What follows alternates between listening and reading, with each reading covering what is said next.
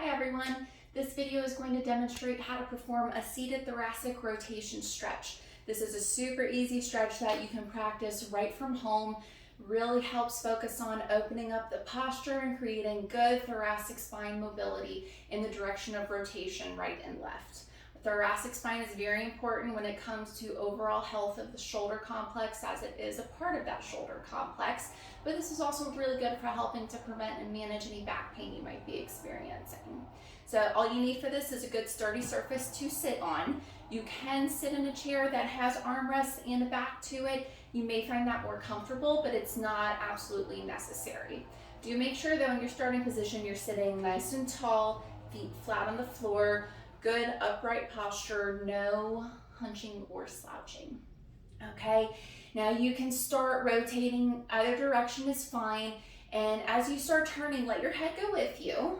Okay, and I'm gonna use a little bit of leverage on my leg, a little bit on the armrest here, sitting up nice and tall, and I'm going to hold for up to 5 seconds, nice comfortable stretch, and then come back to my starting point.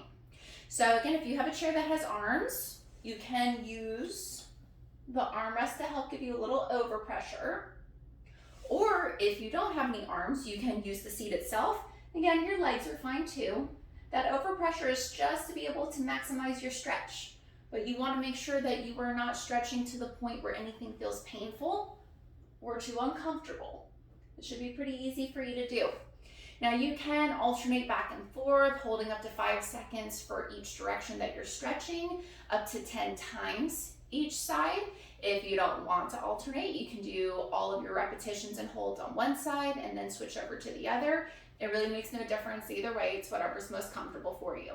Just make sure you have no pain or discomfort while you're doing this. And if you have had any type of recent injury to the back or any type of surgery, then you'll want to make sure you clear everything with your doctor or rehab specialist before you try this from home.